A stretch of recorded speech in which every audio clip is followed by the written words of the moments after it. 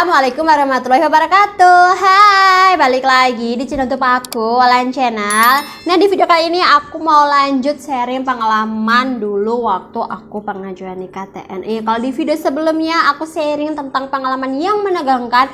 Nah, di video kali ini aku mau sharing pengalaman yang mengharukan, teman-teman.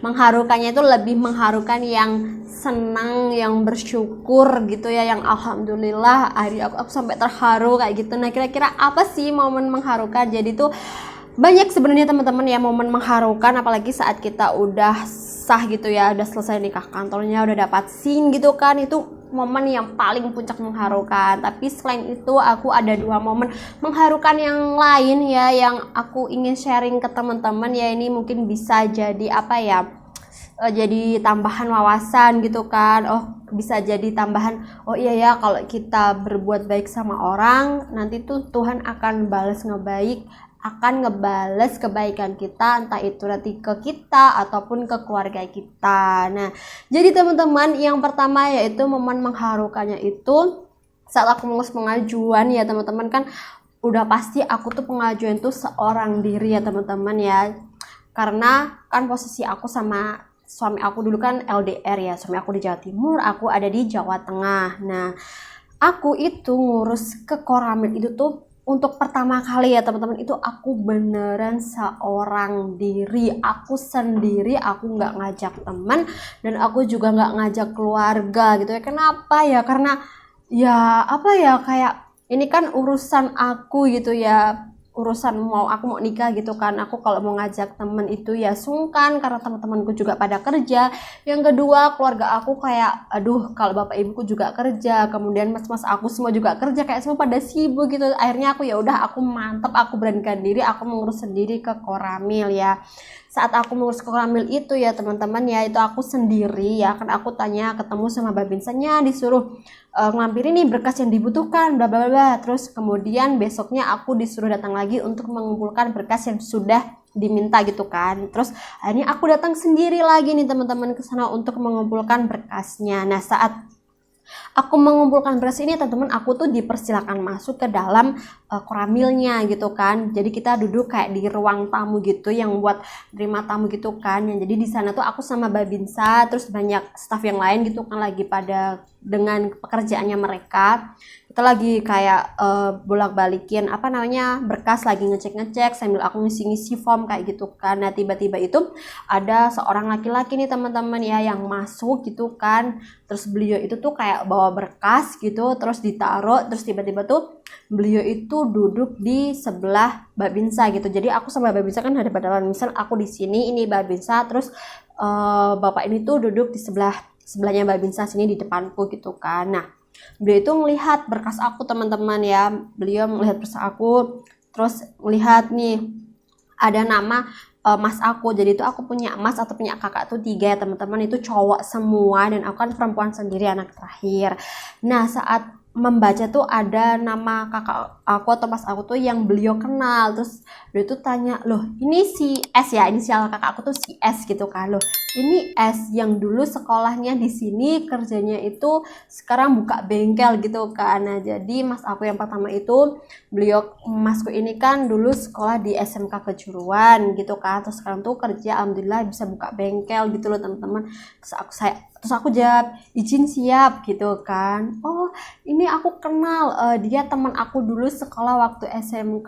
Terus bapaknya itu memperkenalkan diri kalau namanya tuh Pak Purwanto ya. Terus ya Pak Pur, aku bersyukur banget bisa ketemu Pak Pur waktu itu, dan momennya tuh kayak pas banget gitu teman-teman. Aku lagi ngurus di Koramil, beliau datang, beliau itu seorang babinsa dari Kodim ya, Kodim gitu kan. Nah, beliau tuh kayak lagi ngurus berkas nih di Koramil gitu kan. Nah, akhirnya beliau tanya, loh kamu mau pengajuan nikah kayak gitu bla bla bla. Iya, oh ya udah, besok ini berkasnya saya bantuin gitu kan, saya bantuin, besok ini ngurus kemana. Terus beliau kan tanya sama babinsanya yang di Koramil, nih besok udah nih berkasnya tinggal lanjut, nanti diajukan, nanti kalau sudah ACC nanti dapat panggilan baru menghadap ke Kodim. Oh ya udah, besok gampang tak atur gitu kan. Akhirnya berkas aku dibantu diurus nih sama Pur ini ya, beliau berhubungan banget, dia tuh dinas itu ada di Kodim gitu teman-teman. Nah udah nih saat sudah sekitar nunggu 2 hari kalau nggak salah ya, akhirnya aku tuh dihubungin sama Pak Pur sama Pak Babinsanya yang di Koramil. Jadi tuh aku dibantu sama 2 orang ini teman-teman ya, Pak Babinsa sama Pak Pur ini. Nah Pak Pur itu bilang udah besok menghadap ke Kodimnya bareng saya gitu ya, saya jemput. Nah jadi jarak dari rumah aku ke Kodim itu kurang lebih tuh 1 jam ya teman-teman ya. Terus abis itu aku kayak syukur alhamdulillah terus gitu kan. Nah sebelumnya juga malamnya tuh Pak Pur tuh ngabarin mas aku yang pertama ini teman-teman, oh adikmu pengajuan nikah ya tadi ketemu kayak gitu lah. Aku tahu karena mas aku langsung telepon aku kayak kamu ketemu ini kayak gitu kan. Iya mas, oh ya aku koncoku mending ngono jare mek diewangi kayak gitu. Terus aku kayak alhamdulillah gitu kan, aku udah kayak pertama udah mikir aduh besok aku ke Kodimnya gimana gitu kan, mana Kodimnya ya lumayan jauh, mas aku sendirian gitu kan, aku masih bingung mas aku pakai seragam persit sendirian sampai sana, aku bingung nanti tolah-tolah gimana gitu lah. Ternyata aku ketemu Pak Pur itu teman-teman, akhirnya ya udah deh aku sama Pak Pur ke Kodim beneran dong. Beliau tuh jemput aku bawa mobil pagi-pagi banget, terus kita berangkat ke Kodim ya. Jadi berkas aku dibantuin sama beliau dikumpulin, akhirnya aku udah nih nunggu nggak lama, akhirnya karena dan dimnya tidak ada, akhirnya aku hanya menghadap staff ya.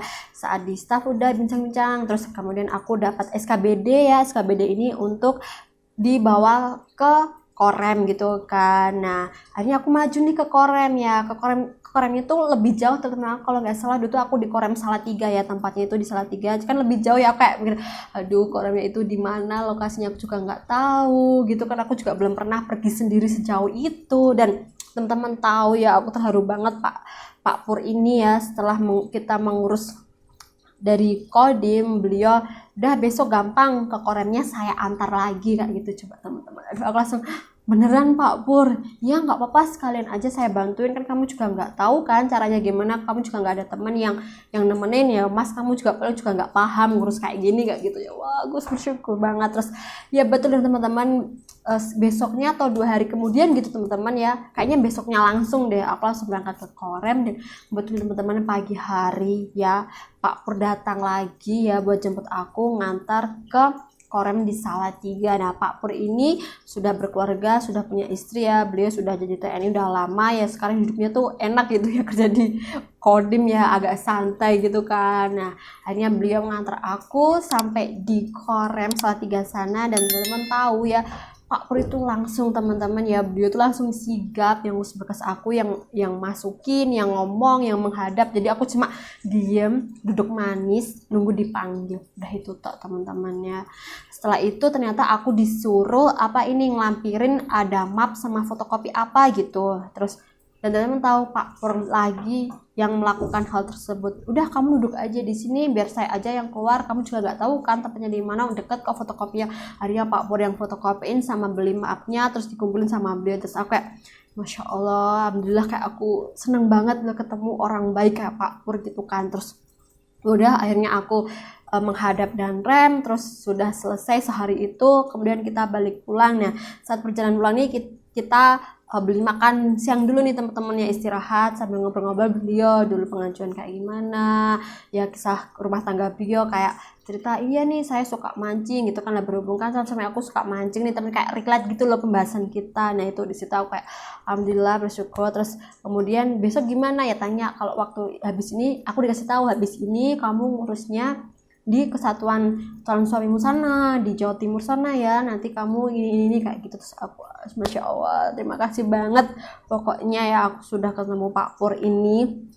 Beliau itu sudah mengarahkan aku, udah ngasih tahu aku kayak besok pakai pakaiannya tuh pakai baju ini, besok ini ya kamu bisa gini ya, nanti kalau ditanya ini jawabnya gini aja pokoknya kayak gitu. Kayak alhamdulillah aku kayak coba kalau aku nggak ketemu Pak Pur terus aku kayak gimana, telah-telah nggak tahu apa-apa, di mana di keluarga aku, temen aku tuh nggak ada teman-teman yang jadi persid, nggak ada yang pengajuan nikah. Jadi kayak bersyukur banget ketemu beliau. Jadi aku harap gitu ya beliau diberi umur panjang, dilancarkan rezekinya dan bahagia selalu bersama keluarganya.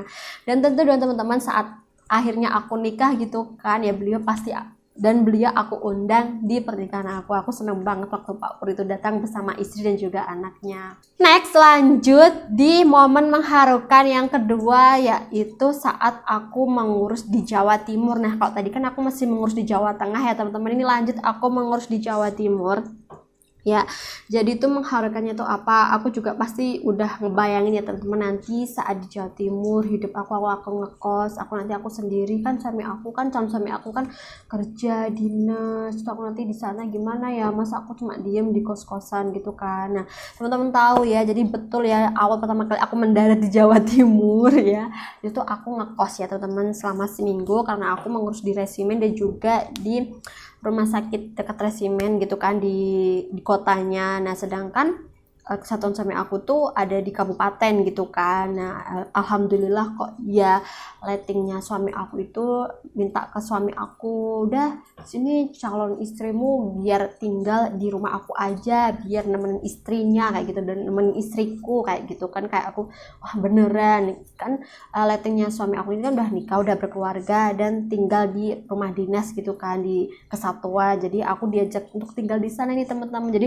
biar lebih deket gitu loh ngurusnya, biar gampang. Apalagi kan satu tempat sama calon suami aku, satu tempat saat aku pengajuan nanti gitu kan. Ya alhamdulillah kok ya aku dapat tumpangan gitu teman-teman, dan mbaknya ini juga baik gitu kan masih ya hitungannya masih pengantin baru gitu kan, udah nikah duluan sekitar 8 bulan kalau nggak salah waktu itu hanya, dan itu masih seumuran juga sama aku teman-teman. Jadi itu enak ya, di situ kan akhirnya aku ada temen ngobrol, dan di sana aku juga nyambi kerja gitu kan, kerja aku remote waktu itu.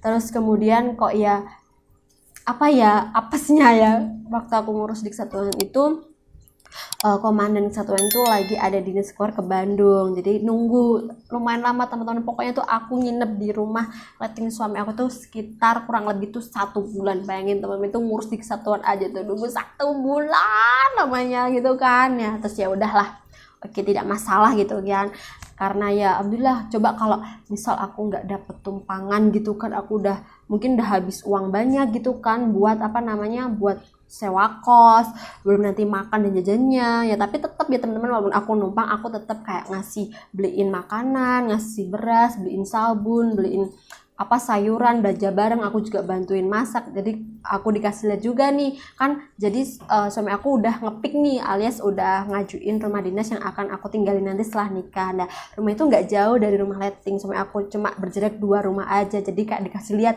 itu loh besok rumahmu kayak gitu kan, karena saat itu masih ada penghuninya teman-teman, belum keluar. Jadi aku kayak nanti masih nunggu dulu. Nah, itu rumah moduh enak ya, kita dekat, mana kita satu letting, kita seumuran, rumah kita dekat gitu kan. Jadi kayak seru nanti ada temennya kayak gitu. Nah, itu tadi ya teman-teman, panjang banget ya cerita aku. Nah, itu menurut aku 2 momen mengharukan ya, selain aku sudah berhasil pengajuan nikah ya. Jadi kita tuh nggak tahu ya, Allah itu kayak ngasih kebaikan, membalas kebaikan kita atau keluarga kita itu kapan ya, kok ya tiba gitu ya. Itu saat momen-momen aku lagi kebingungan saat pengajuan nikah ya, aku dipertemukan dengan orang baik seperti Pak Pur, kemudian letting suami aku beserta istrinya ya. Kayak ya Allah, bersyukur banget. Coba kalau tidak ada mereka, aku udah lontang-lantung seorang diri gitu teman-teman. Aku juga nggak kenal dengan istri-istri letting suami aku yang udah nikah gitu ya. Aku cuma kenalnya ini doang, orang ini doang yang aku tempatin rumahnya ini doang teman-teman, yang itu nggak ada. Jadi kayak aduh, aku nggak ada arah gitu kan, nggak ada yang ngasih tahu atau gimana ya. Syukur alhamdulillah aku dipertemukan sama mereka ya. Semoga mereka ini yang sudah ngebantu aku dulu ya, dibalas kebaikannya sama Allah Subhanahu wa taala. Amin. Nah, sampai di sini aja sharing pengalaman mengharukan pengajuan nikah ya. Jika teman-teman ada pertanyaan seputar pengajuan nikah atau mau sharing nih ya yang sudah melakukan pengajuan nikah, boleh banget dong. Momen mengharukan apa sih yang pernah kalian alami saat pengajuan? Boleh banget langsung aja komentar di bawah, atau bisa juga DM di Instagram aku @wulandani. Nah, cukup sampai di sini aja videonya. Jangan lupa untuk like video ini, kemudian subscribe channel YouTube aku, dan jangan lupa untuk dinyalakan tombol loncengnya, dan jangan lupa ya untuk di-share ke semua sosial media teman-teman agar video ini jadi lebih bermanfaat. Terima kasih. Wassalamualaikum warahmatullahi wabarakatuh.